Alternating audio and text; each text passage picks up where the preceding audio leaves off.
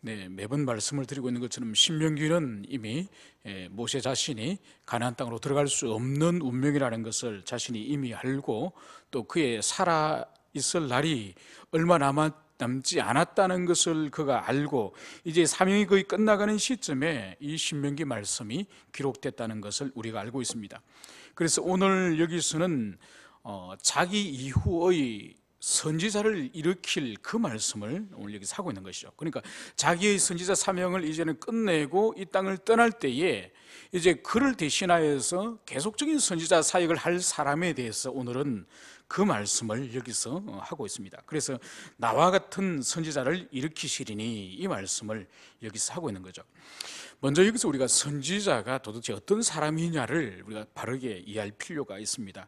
이 선지자는 히브리어로 나비라고 합니다. 나비, 그러니까 날아다니는 나비 말고 나비라고 그렇게 부릅니다.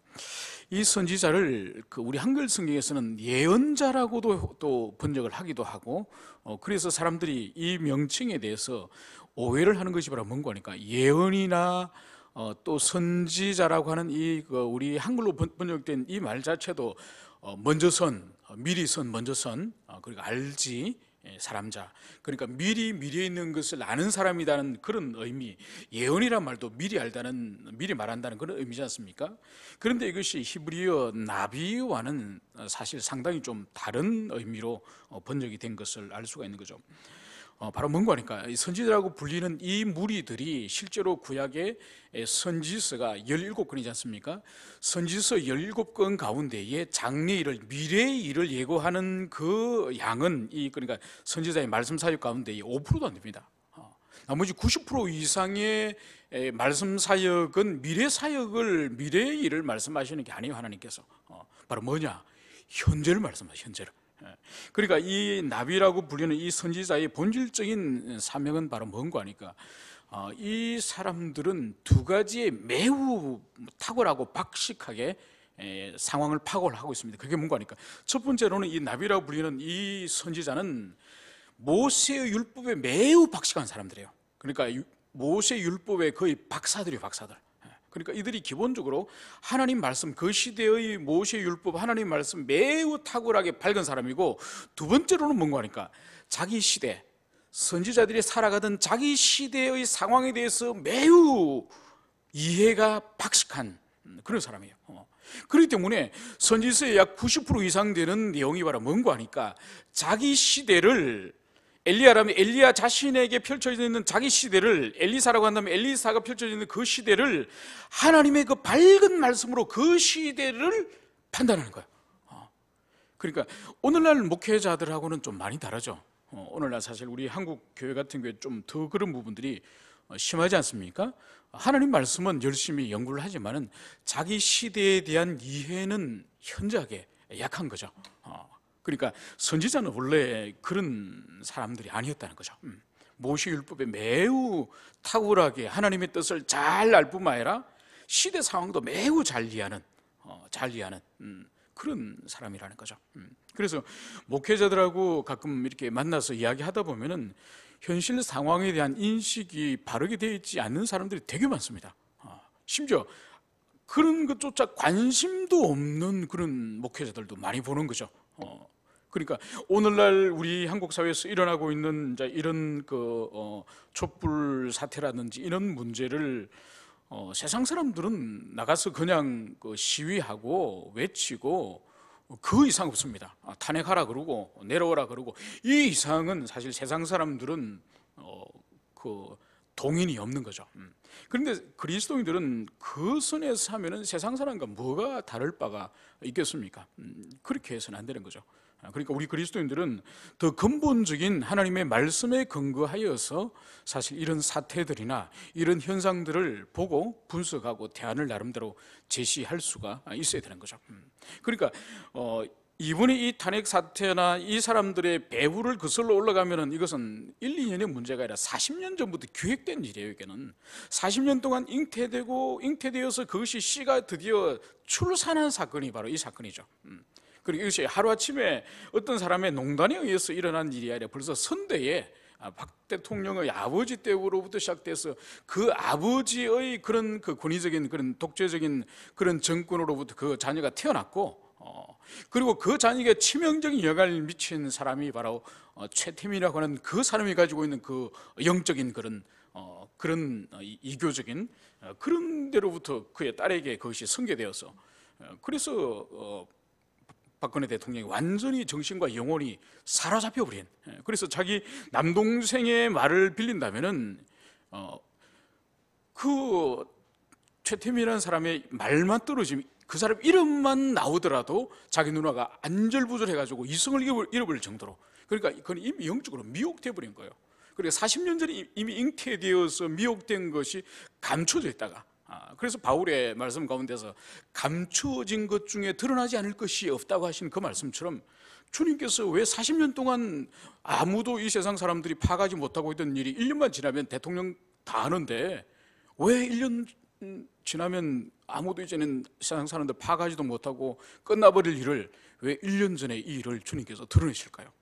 그러니까 전까지 숨어서 감추어진 일이지만은 주님께서 그때가 되어서 드러내는 것이죠. 그래서 근본적으로 이 문제가 어디서부터 나왔는지, 국정농단이라고 하는 것은 세상 사람들이 하는 이야기예요. 세상 사람들이 하는 것이, 우리는 영적으로 그 본질을 꿰뚫어 봐야 되는 거죠. 그러니까 깊은 그런 영적인 타락 가운데에서 미혹되어지고, 그 영적인 감염 가운데에서 잉태되어지고, 아직도 드러나지 않은 엄청난 음모들이 있는 거죠. 빙산의 일각에 불과한 거죠. 결국은 그러니까 한 사람의 영혼과 정신과 내면이 뭉개지는 것은 단순한 무지나 무능력의 문제가 아니라 깊은 영적인 그런 미혹의 영의 역사가 일찍 있었다는 거죠. 그렇다고 한다면 우리 그리스도인들은 이 문제를 어떻게 봐야 될까요? 그러니까 교회가 교회되지 못하고 목회자가 목회자 되지 못하여서 결국은 이 일이 일어난 거죠. 그러니까 40년 전에도 구국선교회라는 그 선교회를, 그 지금 최 씨의 아버지가 그 선교회를 조직할 때에 거기 한국 유명한 목회자들이 많이 거기 참여했습니다. 지금 또 1월 달에 지금 그 강남의 대표적인, 한국의 대표적인 교회에서 지금 구국 기도회를 한다 그러지 않습니까? 40년 전에 일어났던 그 일이 똑같이 아직도 그 틀에서 한국 교회가 벗어나지 못하고 영적인 분별을 하지 못하고, 마치 지금 현재 대통령을 지키는 것이 나라를 지키는 것처럼 그렇게 분별력이 없이 그렇게 또 대형 교회들이 또 모여가지고 그 일을 하는 거죠. 그러니까 이것은 오늘날 목회자들과 교회들이 선지자적인 감각이 없는 거죠. 그냥 정권의 호위무사처럼. 이거는 결코 여기 모세가 말씀을 통하여 오늘 우리에게 주는 바로 모세와 같은 선지자를 각 시대마다 주겠다고 하시는 이 말씀에 근거할 때, 오늘 한국교회 목회자들은 현저하게 선지자적 사명들을 잃어버리고 그렇게 사역하고 있다는 그것을 볼 수가 있습니다. 그렇기 때문에 이 모세의 법에 매우 탁월한 사람들이었고, 자기 시대의 죄와 불순종과 하나님을 떠나 있는 그 모습에 대해서 매우 박식한 그런 사람이었죠. 그렇기 때문에 그 시대를 탄핵하고 그 시대의 죄를 드러내고 그 시대에 대해서 혹독하게 그렇게 비판을 할 수 있었던 사람들이 바로 선지자들인 거죠. 그래서 선지자들은, 참 선지자들은 각 시대마다 죽을 것 각오하고 목숨 걸어놓고 그 사역을 감당한 거죠. 오늘날처럼 대형 교회 목회자들이 정권에 찰싹 붙어가지고 좋은 달콤한 소리만 하고, 그래서 청와대 불려 들어가는 것을 큰 훈장이나 받은 것처럼, 이거는 선지자 계열이 아니에요. 이거는 선지자 전통이 아닌 겁니다. 그렇기 때문에 오늘날 그 기도원에서나 또 교회 안에서도 예언 사역을 한다, 선지자 사역한다, 그래서 장래 일을 점쳐주는 그거는 선지자 사역이 아닌 것입니다. 그래서 올해는 이 사업을 하면 잘 될 것인지, 자기 아들이 어느 대학을 갈 것인지, 자기 며느리가 올해는 아들 낳을 것인지 딸로 할 것인지, 그런 것들 기도원 가가지고 사역자에게 물어보는 그것은 기독교 무당이에요. 그는 기독교 무당. 그는 결코 성령의 사역이 아닌 것이죠. 그러면 왜 오늘 모세를 통하여서 자신의 죽음과 함께 이후에 또 새로운 선지자가 왜 필요할까요? 왜 구약시대 때는 선지자가 계속적으로 이스라엘 가운데 필요했을 것 같습니까? 그것은 바로 하나님과 이스라엘과 하나님과 또 우리와의 관계성 가운데 이 문제를 이해를 해야 되는 거죠. 바로 뭔가 하니까, 하나님은 만물을 존재케 하신 그분은 무한자지 않습니까? 그죠? 그분은 무한자시고 창조주시고 신이세요. 그런데 우리 인간은 어떤 존재인가요? 그분에 의해서 지음받은 피조물에 불과하고 유한한 인생이에요. 그렇기 때문에 유한자는 무한자를 파악을 할 수가 없어요. 거꾸로 무한자는 유한자의 모든 것을 다 알고 있습니다. 하나님은 우리에 대해서 모든 것을 알고 있지만 우리는 하나님에 대해서 아무것도 알 수 없는 존재, 원래. 그러면은 이 유한자가 무한자를 알 수 있는 방법은 뭘까요? 우리 인생들이 하나님을 알 수 있는 방법은 뭘까요? 그것은 하나님 편에서 당신에 관한 지식을 우리들에게 열어서 보여줄 때에 그 보여주시는 만큼을 우리가 하나님을 알 수가 있는 거죠. 그것이 바로 여러분들이 교리반 때 배웠던 계시입니다. 계시. 그러니까 아포칼립시스. 마치 지금도 우리 그 빌딩 건너편에서는 여기서 예배 드린 게 안 보이잖아요, 그죠? 왜 그렇죠? 브라인드를 쳤으니까 그렇죠. 커튼에 브라인드를 치니까. 그러니까 이게 이제 이거를 걷어 올리면은 저쪽 유리창에서 이쪽 속이 다 보이는 거죠. 개척했는데 사람들이 5명밖에 안 앉아 있다는 거 저쪽 보면 다 알죠. 네. 그러니까 이것을 가린 것을 벗겨 올린다. 가려진 베일을 벗겨 올린다. 이것이 이제 계시, 아포칼립시스예요. 그래서 하나님께서 당신의 가려진 그것을, 성품을, 그것을 열어서 우리들에게 보여주시는 만큼 우리가 하나님에 대해서 파악을 할 수 있는 거죠. 그래서 여러분들 예전에 배웠던 교리반을 기억해 보십시오. 계시에는 어떤 계시가 있습니까? 자, 어떤 계시가 있죠? 일반 계시와 특별 계시는 어떻게 나눕니까?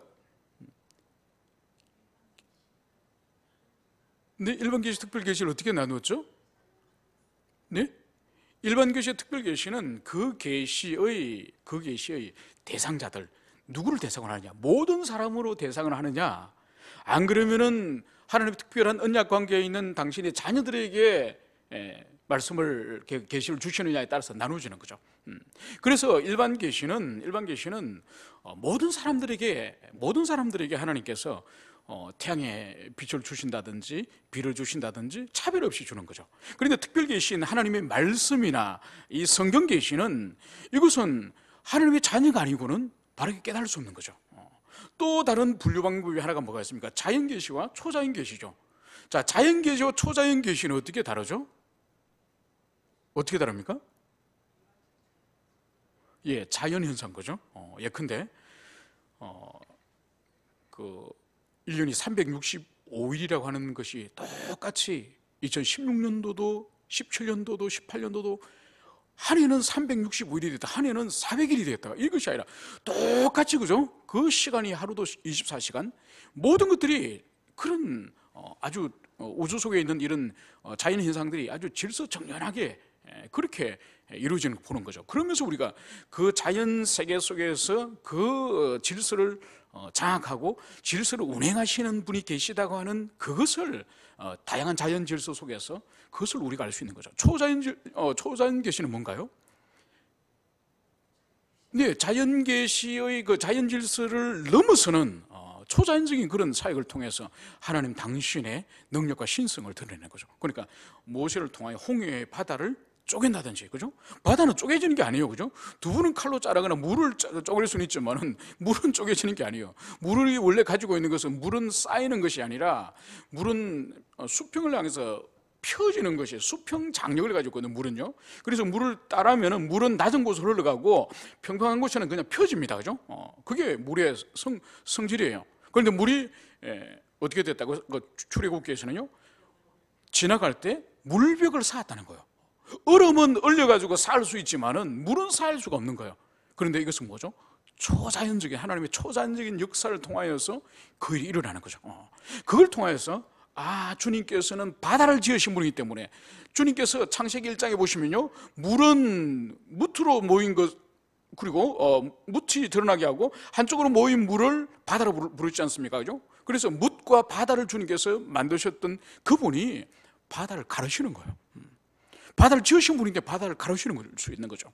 그리고 바다를, 폭풍 가운데 있는 그 바다를 말씀 한마디로 잠잠하라. 그래서 예수님이 갈릴리 호수 가운데에서, 폭풍 가운데서 말씀으로 잠잠하라니까 잠잠하시는 거죠. 그리고 바다를 지으신 분이 바다를 쪼개시기도 하시고 폭풍 가운데 있는 바다를 말씀 한마디로 잠잠케 하시기도 하시고, 그러니까 창조주의심을 그런 초자연적인 그런 역사를 통해서 보여주는 거죠. 그래서 당신께서 하나님의 이 기록된 말씀이거나, 안 그러면 자연 질서거나, 아니면 자연 질서를 넘는 초자연적인 개입을 통해서, 초자연적인 현상을 통해서거나, 그래서 하나님이 하나님 되심을 드러내는 거죠. 그것이 이제 계시라고 우리가 배웠습니다. 그런데 이 선지자가 이 직분이 왜 필요하는 거니까, 그러니까 결국은 이 하나님께서 당신의 백성들에게 계시를 드러내는 이 방식들이 각 시대마다 똑같지는 않습니다. 그러니까 여러분들이 창세기부터 쭉 보십시오. 창세기부터 출애굽까지 쭉 보시면은, 창세기만 하더라도 아브라함이 하나님이 직접 직접 나타나시지 않습니까? 그죠? 직접 천사들과 함께 사람의 모습으로 지상에 나타나십니다. 그리고 출애굽기에 들어가면은 이제 이스라엘 백성들이 시내산에 도착했을 때에 거기서 하늘로부터 하나님의 음성이 직접 들리지 않습니까? 그죠? 직접 들리고 하나님이 시내산에 강림하셨다는 표징이 뭔가요? 그 시내산에 맹렬한 불길이 타오르고, 그리고 거기에 내성 병력이 막 그 산 위에 막 몰아칩니다. 그런 가운데 하나님이 직접 말씀을 하시는 거죠. 그래서 오늘 우리가 읽었던 이 말씀 가운데서도 이스라엘 백성들이 그 시내산이 불타오르고, 그리고 거기서 하늘에서 하나님의 음성이 들리는 거 얼마나 그들이 두려웠으면은 이 하나님의 음성을 듣고 우리가 죽을까 하노라. 그래서 우리가 다시는 이 불도, 이 하나님의 음성도 우리가 듣지 않고 모세가 듣고 우리들에게 전달해 주기를 원한다는 거죠. 그래서 계시의 초기에는 하나님이 직접 사람으로 나타나시기도 하시고, 또 구름과 불로서, 또 욥기에 보면은 하나님 폭풍 가운데 나타나시거든요. 폭풍 가운데 나타나셔서 욥과 욥의 친구들에게 주님이 책망하시거든요. 그러니까 계시의 초기에는 주님께서 이런 형태로 직접 나타나시거나 직접 말씀하시거나 이런 형태로 보여주셨어요. 그러다가 모세를 통하여서 하나님이 말씀을 주세요. 그래서 모세를 통하여 말씀을 주심으로 모세가 이제는 기록을 해요. 기록을. 그래서 그 이후로 보면은 천사라든지 하나님이 직접 나타나시는 거라든지 아니면 불이라든지 이런 형태는 점점 줄어들어요. 물론 전혀 없지는 않아요. 엘리야 시대 때 가면은, 엘리야 시대 때는 또 다르죠. 그죠? 강력한 역사가 호렙산에 또 일어납니다. 그죠? 그래서 점점 하나님이 직접 나타나시거나 천사가 나타나거나 아니면 불이나 어떤 현상을 통하여 나타나는 것은 점점 줄어들면서 기록된 문서의 형태로 계시가 그렇게 발전하는 걸 봅니다. 이게 이제 오늘날 남겨진 기록된 이 성경들이죠. 그러면서 기록된 이 말씀을 기록을 할 사람뿐만 아니라 모세의 기록된 그 말씀을 그 시대에 해석해서 그 시대를 책망할 사람이 각 시대마다 하나님이 계속 보내줘야 될 필요가 있는 거죠. 여러분, 그 선지자의 그 원조를 이 모세로 들지만은 실질적인 선지자 사역을 실질적으로 시작한 사람을 누구로 보는 것이 좋겠습니까? 실제로 어느 인물이 그래도 그 실제적으로 그 선지자 사역을 본격적으로 시작한 사람의 원조로 보는 게 좋겠습니까? 사무엘이에요, 사무엘. 네, 사무엘. 왜냐하면은 하나님께서 그리스도 이전에 이 지상에 당신의 기름 부음 받은 종을 삼직을 세웠지 않습니까? 삼직을, 그죠? 제일 먼저 주님께서 처음에는 아브라함이나 이삭이나 야곱은 삼직을 사실 다 가지고 있는 그런 족장들이라고 할 수 있습니다. 그러니까 아브라함이 그 집안에 그 아브라함은 수천 명의 식소를 데리고 있던 사람이에요. 그리고 왕으로서, 그리고 애굽의 바로 집안에 재앙이 내렸을 때 하나님께서 아브라함을 향해서 그는 나의 선지자라 불렀거든요. 선지자 직분을 가지고 있었고, 또 아브라함은 가는 곳마다 단을 쌓고 하나님께 제사를 드린 제사장의 직분을, 삼직을 다 가지고 있었습니다. 이삭도 그랬고 야곱도 그렇고. 그러다가 모세 시대에 오면은 이 삼직이 분할되기 시작합니다. 그래서 아론을 먼저 제사장으로 세우셨죠, 그죠? 그리고 하나님께서 이제 이 모세에게 있어서는 하나님의 말씀을 받고 전하는 선지자의 직분도 있었고 왕적인 직분도 어느 정도 있었습니다. 그러다가 사사시대에 가면은 여전히 제사장은 아론 후손들이 계속 있었고, 이 사사가 선지자의 기능과 함께 전쟁이 있을 때는 또 백성들을 몰아서 군사적인 그런 사역을 하기 때문에 또 왕직분을 아울러 행하는 그런 그 기능을 가지고 있었죠. 그래서 하나님의 뜻을 물어서 전쟁을 치고 백성들 이끌고 가서 전쟁을 치는 선지자 기능과 왕적인 기능들을 가지고 있었습니다. 이것이 이제 명백하게 나누어지는 때가 어느 때인가 하니까 사무엘 때부터 명백하게 나누어지는 거죠. 그래서 우리가 알다시피 사무엘 시대 때 사무엘이 두 왕을 세우지 않습니까? 그래서 사울과 다윗으로 왕직이 분리되고, 그리고 그 시대에 아히멜렉이라든지 이런 제사장 계보가 계속 있었고, 그리고 선지자인 사무엘 자신이 선지자 직분을 감당하는 거죠. 그래서 사무엘 시대 때부터 이제 삼직이 명백하게 나누어지는 것을 봅니다. 이게 이제 구약이 끝날 때까지 계속 삼직이 유지됩니다. 그러다가 이제 그리스도 그분께서 바로 삼직을 다 이제는 수렴하셔서 왕이시자 선지자이자 제사장으로서 그분이 삼직을 다 감당을 하게 되는 거죠. 그래서 그리스도께서 오시기 전까지만 하더라도 선지자는 계속적으로 하나님께서 보내신 거죠. 그러니까 우리가 지난번에 공부한 말라기, 그죠? 말라기 선지자가 사실 구약의 마지막 선지자죠. 그러니까 그때가 약 한 400년, BC 400년경이었으니까 그리스도 오시기까지 400년의 선지자 사역이 공백이 사역이 없었던 그런 기간이라고 볼 수가 있는 거죠. 그래서 결국은 이 선지자 사역이라고 하는 것은 각 시대를 향한 하나님의 대언자입니다. 하나님의 입이에요. 그래서 그 시대를 향하여 하나님께서 어떻게 판단하시고 어떻게 죄를 책망하시고 어떻게 다시 돌아와야 될지를 하나님 대신하여 증거하는 자가 바로 이 선지자라고 할 수 있는 것입니다. 그래서 오늘 이 선지자를, 오늘 모세는 누구를 세워야 될 것인가를 오늘 15절에 보면은 너희 가운데 내 형제 중에서 이렇게 성경은 말씀을 하고 있습니다. 여러분, 오늘 여기서 너희 가운데 내 형제라는 거예요. 이중적인 표현을 사용합니다. 그러니까 여호와께서 내 형제 중에서 선지자를 세우라 이렇게 말씀하셔도 될 텐데, 너희 가운데 내 형제 중, 이게 어떤 의미일까요? 왜 이중적인 너희 가운데는 무엇이고 내 형제 중에서는 무슨 의미일까요? 이것은 출애굽할 때 출애굽에 그 참여하고 있는 사람들의 구성원들을 이해를 해야 된다는 거죠. 왜냐하면은 오늘 여기서 내 형제라고 하는 것은 명백하게 야곱의 후손인 12지파 히브리인들을 말하는 거예요. 내 형제라고 하는 것은. 그런데 너희 가운데라는 의미는 뭘까요? 히브리인들이 포함된, 히브리인들이 아닌 다른 애굽에 살고 있는 중다한 잡족을 아울러 포함하고 있는 더 넓은 무리의 의미가 바로 너희 가운데죠. 그러니까 히브리인을 포함한 다른 많은 그런 애굽의 그런 다민족 그런 사람들 가운데에서 특별히 다른 이방인들은 세우지 말고 바로 내 형제 히브리인들을 선지자로 세우라, 이 말씀을 하나님께서 여기서 하고 있는 거죠. 그러니까 이때 애굽이라고 하는 이 나라는 사실 오늘날 미국과 같은 그런 다민족 국가인 거죠. 그러니까 애굽은 아프리카와 또 지금 팔레스타인의 거기를 잇는 최고의 문명 국가였고 또 최강의 그런 제국이었죠. 그렇기 때문에 거기는 아프리카의 수많은 민족들이 거기에 거주하였고, 그리고 또 그 유럽뿐만 아니라 서아시아에서도 많은 사람들이 바로 이 이집트에 거주를 한 거죠.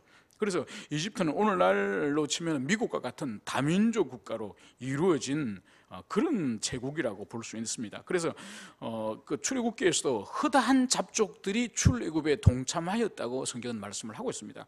그러면서 나중에 고기를 먹지 못하여서 밤새도록 울면서 통곡할 때, 그때 그 고기를 못 먹어서 울은 처음 시작한 사람들이 바로 이 중단 잡족들이 하나님에 대하여 모세에 대해서 먼저 불만을 터뜨리고, 그것이 이제 이스라엘 백성들에게도 감염이 된 거죠.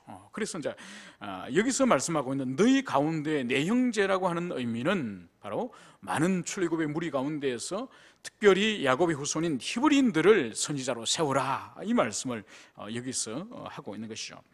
그러면서 나와 같은 선지자 하나를 일으키시리니 너희는 그의 말을 들을지니라. 그러니까 모세를 대신하여서 각 시대마다 하나님이 세우시는 그 종을 이제 너희들은 그의 말씀을 잘 순종하고 들으라, 이 말씀을 여기서 하고 있습니다. 이 근거가 바로 뭔가 하니까 16절에 보면은 시내산 총회의 날을 그 근거로 들고 있습니다. 제가 잠시 전에 말씀드렸던 것처럼 호렙산에서 이스라엘 백성들이 이제 하나님을 만날 때에 그들이 옷을 빨고 몸을 정결케 하고 난 이후에 여호와를 만나러 산 아래로 나가지 않습니까? 그때 하늘로부터, 산 위로부터 들려오는 그 맹렬한 불길과 그리고 두려운 주님의 음성을 듣고 모세를 향하여서 그들이 청원한 말이 바로 뭔가요? 우리가 다시는 여호와의 음성을 듣지 않게 하소서. 그래서 당신이 그 음성을 듣고 우리에게 전달해 주소서, 이 말을 하는 거죠. 거기로부터 이제 대언자, 자기를 하나님과 이스라엘 백성과의 중보자, 그 대언자의 필요성을 이스라엘 백성들이 요청을 한 거죠. 그리고 그것을 모세가 하나님께 말씀을 드렸으니 하나님께서 백성들의 요구가 옳도다.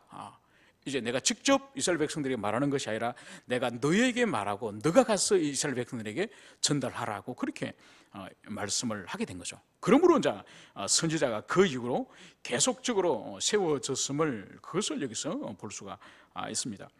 그러면서 오늘 18절에 보면 이 선지자의 본질적인 직분이 18절 중반절에 가면 내 말을 그 입에 두리니, 그러니까 선지자의 입은 선지자 개인의 입이 아니에요.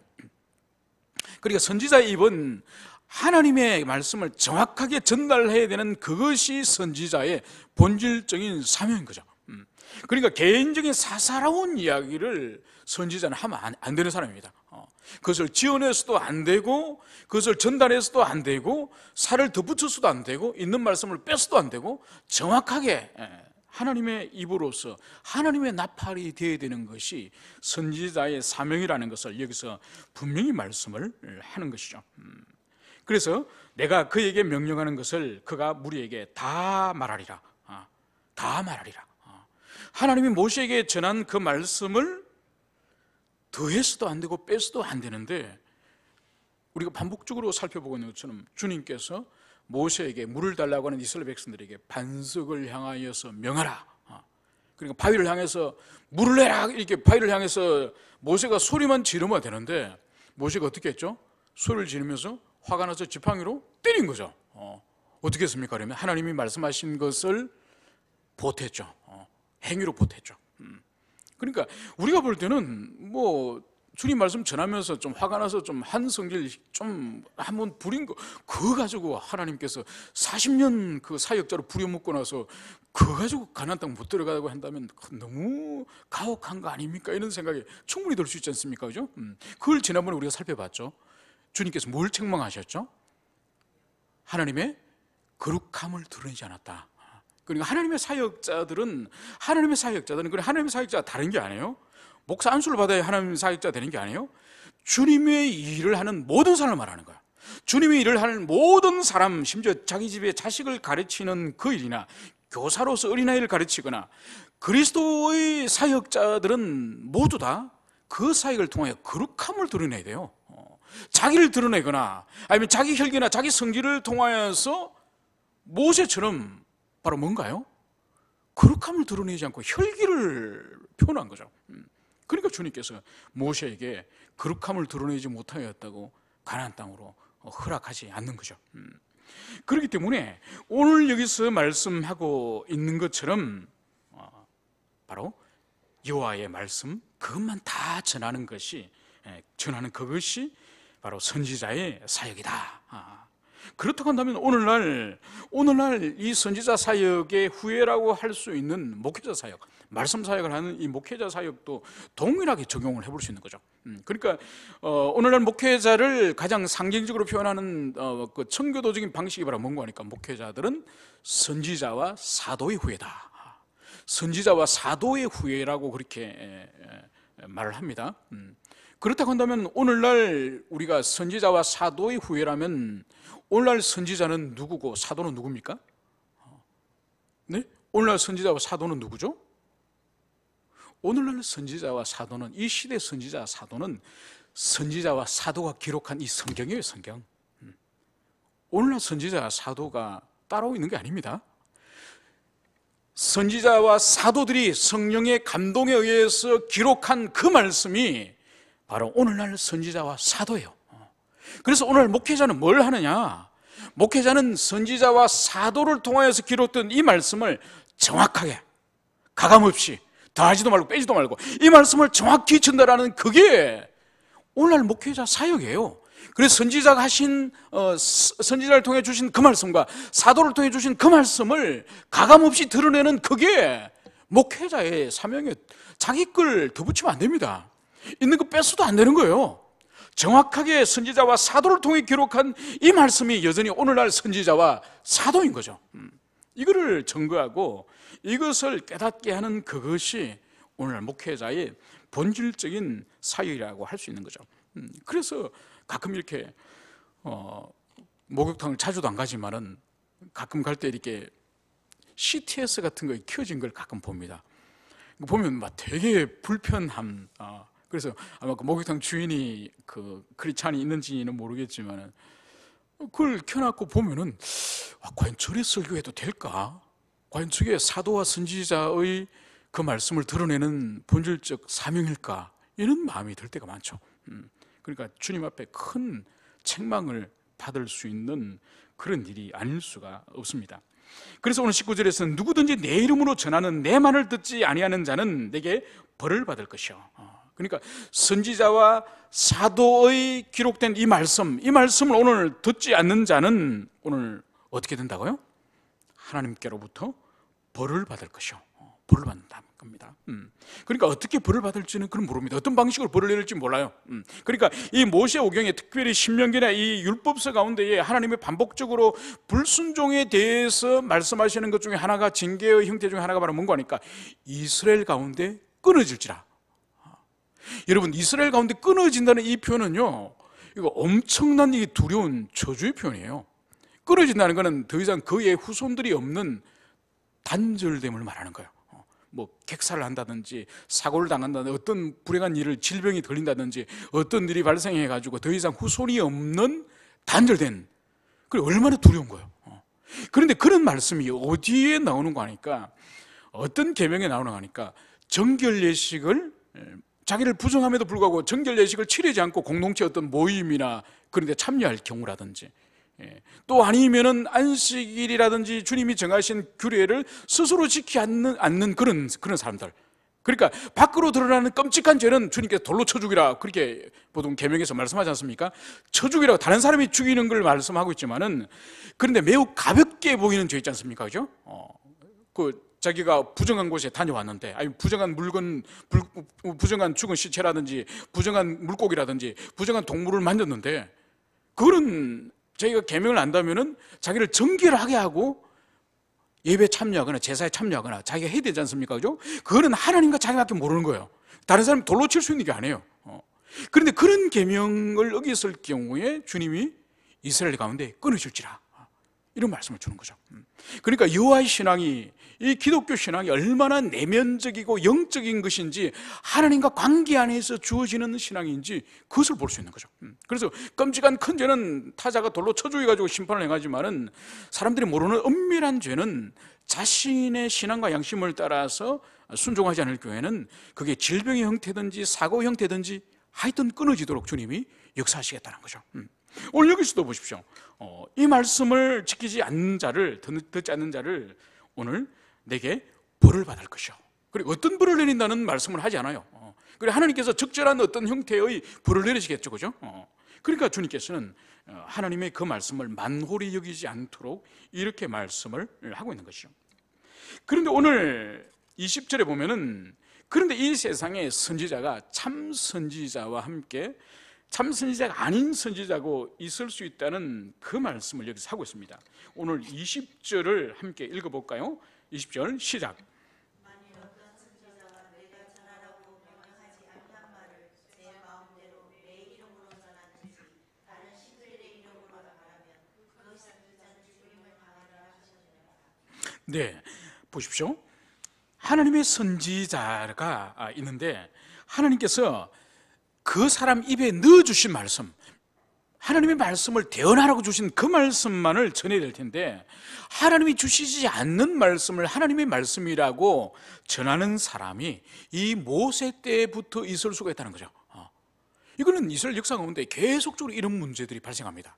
여러분 예레미야 27장을 가면은 예레미야와 함께 거기에 그러니까 예레미야가 그때에 주장하는 것이 뭔가 하니까 벌써 이스라엘 백성들이 가나안 땅에 들어와서 한 900년 가까이 불순종의 삶을 삽니다. 그들이 안식년이나 희년을 지키지 않아요. 그래서 하나님께서 이제는 심판이 결정적으로 이미 났기 때문에 예레미야는 이제 바벨론이 쳐들어올 텐데 우리가 미리 항복하자는 거예요.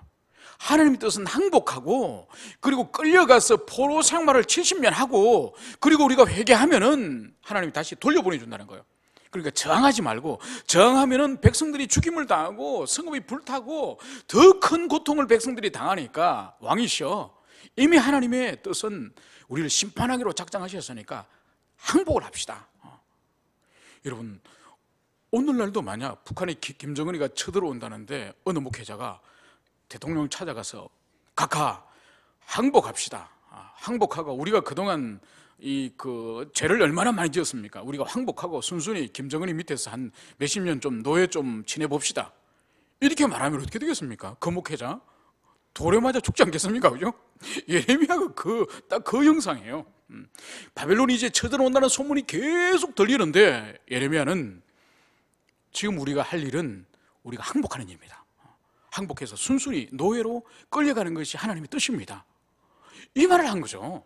그러니까 결국은 예레미야가 감옥에 갇히지, 폭행을 당하고 감옥에 갇히지 않습니까? 그죠? 그런데 그때에 거짓 선지자 하나냐가 왕이시오, 이 전쟁은 우리가 이기는 것입니다. 그러면서 그 목에 매는 그 멍에를 만들어가지고 그 멍에를 꺾는 거죠. 이렇게 우리가 멍에를 꺾고 우리가 이길 것입니다. 왕이시여, 걱정하지 마십시오. 항복은 무슨 항복? 그러면서 오히려 예레미야를 민족 반역자로 몰아가는 거죠. 충분히 그럴 수 있지 않겠습니까? 그죠? 그런데 그 역사가 어떻게 일어났습니까?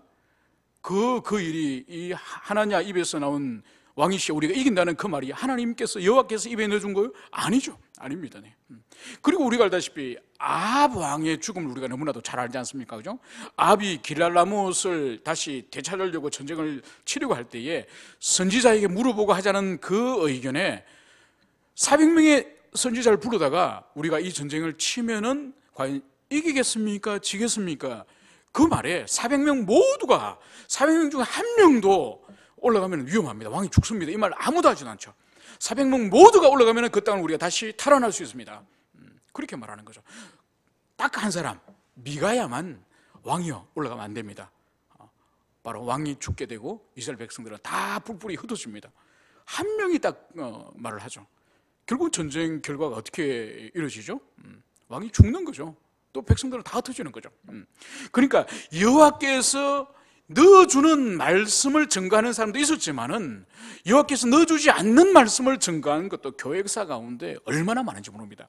그러면 그러니까 이 사람이 참된 선지자인지 거짓된 선지자인지 우리 마음속에 의문이 일어나지 않겠습니까? 그죠? 그것에 대해서 21절에서도 정확하게 말씀을 하고 있는 거죠. 내가 마음속으로 이러기를 그 말이 여호와께서 이러신 말씀인지 우리가 어떻게 알리하리라. 그러니까 어떤 선지자가 어떤 예언을 하고 어떤 심판에 대해서 말씀을 주었다 할지라도 과연 그것이 진짜 선지자의 말인지 가짜 선지자의 말인지 알 수 있는 방법이 뭘까? 누구든지 그는 영적 호기심을 가지고 있지 않겠습니까? 바로 거기에 대해서 모세는 22절에서 이렇게 말씀을 하는 거죠. 함께 읽읍시다. 시작. 22절 시작. 만일 선지자가 있어 여호와의 이름으로 말하는데 정금도 없고 성취함도 없으면 이는 여호와께서 말씀하신 것이 아니요 그 선지자가 제 마음대로 한 말이니 너는 그를 두려워하지 말지니라. 아멘. 네. 선지자가 여호와 이름으로 말했다 할지라도 정음도 없고 성취함도 없고 그러니까 좀 어려운 말 요즘 안 쓰는 말이죠. 정음이라는 이 말, 정음이라는 이 말은 그 히브리 원어로는 말한 대로 되다는 뜻이에요. 말한 대로 되다는. 그런데 이게 정음이 없다. 이 앞에 히브리어 로, 부정사 로가 들어가 있습니다. 그러니까 말한 대로 되지 않는다 그런 뜻이죠. 그리고 여기서 성취라는 것은 우리가 알다시피 어떤 일이 발생하다, 일어나다 그런 뜻이죠. 그러니까 분명히 예언을 하였는데 말대로 되지 않고 일이 일어나지 않는 그것을 여기서 말하는 거예요. 제가 아까 말씀드렸던 것처럼 예레미야와 하나냐라든지, 그리고 미가야와 400명의 거짓 선지자라든지, 결국은 그 사람이 참된 선지자냐 아니면 거짓 선지자는 그 선포가 시간이 지나면서 성취되느냐 이루어지지 않느냐, 그것을 통해서 그 사람이 참된 하나님이 보낸 사람인지 하나님이 보내지 않은 사람인지 그것을 알 수 있는 거죠. 여러분, 2014년도 연말에 한국 사회에 전쟁 예언 기억하십니까? 기억하시나요? 홍혜선이라고 하는 미국에서 건너온 여자 전도사라는 사람이 한국에 전쟁이 일어난다고 날짜까지 다 얘기했지 않습니까? 그래가지고 유튜브에 뭐 자료들이 얼마나 떠돌고, 또 개교회 가서 또 그런 사람을 불러다가 또 집회를 또 하더만요. 집회를 해가지고 그때 어떤 일이 벌어지는지 아십니까? 그 이야기를 듣고 실제로 해외로 탈출하는 사람 되게 많아요. 그래서 그 사람들이 미국으로 떠나기도 하고, 심지어 필리핀, 동남아, 태국으로 1년이 지났는데도 그 사람들이 못 돌아온 거예요. 아직도 전쟁이 계속 일어나고 있다는 거예요. 그러니까 일어난다는 그날 뭐 전국에서 몇 군데 화재가 났답니다. 불이 난 이것이 이미 전쟁의 징조라고 하면서 그 사람들은 그걸 믿고 전쟁이 아직 끝나지 않았다고 보는 거예요. 그래서 1년이 지나고 1년쯤 아마 지났을 거예요. 그 TV에서 그것이 알고 싶다, 거기서 해외에 나가서 여전히 돌아오지 않는 그 사람들을 밀착 취재해가지고 텔레비전에 보도한 일도 있습니다. 그걸 추적해 보니까 홍혜선이라고 하는 그분이 한국에 전쟁이 난다 그래가지고 그 말을 믿고 그때 비행기 티켓 추첨해가지고 그 여자분이 비행기 티켓 값도 막 주고 막 그랬거든요. 추첨해가지고. 그래서 나간 사람들이, 미국이나 동남아로 나간 사람들이 1년이 지나도록 아직 전쟁이 일어날지 모른다는 불안감 때문에 한국을 못 들어온 거예요. 그러니까 그 사람들이 돈은 떨어지고, 그래서 해외에서 문제가 돼가지고 방송국에서 그 사람들을 취재하러 나가서 보니까 아직도 전쟁이 일어날 수 있다는 그 어리석은 신념 때문에 그런 일이 일어난 거죠. 바로 뭔가요? 이 하나냐와 같은, 아합의 400명의 선지자와 같은, 결코 하나님이 주시지 않는 그 말씀을 자기 생각으로 그렇게 사람들을 미혹하게 한 거죠. 이제 말씀을 정리하고자 합니다. 주님께서는 모세 이후에 모세와 같은 선지자를 각 시대 가운데 보내셔서 그 사람들로 하여금 각 시대가 하나님을 어떻게 떠나 있고 어떻게 돌아와 할지를 각 시대마다 주님께서 말씀하셨던 것처럼 오늘날은 그런 사람들을 새롭게 보내는 시대는 아니지만은 이 계시 말씀, 선지자와 사도들에 의해서 기록된 이 말씀을 우리 시대에 또 깊이 풀어서 분명하게 그 뜻을 깨닫게 하여서 그 말씀을 따라서 우리 시대를 판단하고 분별할 때에 하나님의 뜻을 이루는 그런 삶을 우리가 살아갈 수가 있습니다. 그래서 1차적으로 가장 중요한 것이 우리가 주신 이 말씀을 깊이 깨닫고, 그리고 이 말씀에 안경을 끼고 우리 시대를 또 깊이 분별하고 판단하고 그렇게 이해할 수 있는 그런 깨어있는 우리 주님의 교회 성도들이 되었으면 좋겠습니다. 함께 기도합시다.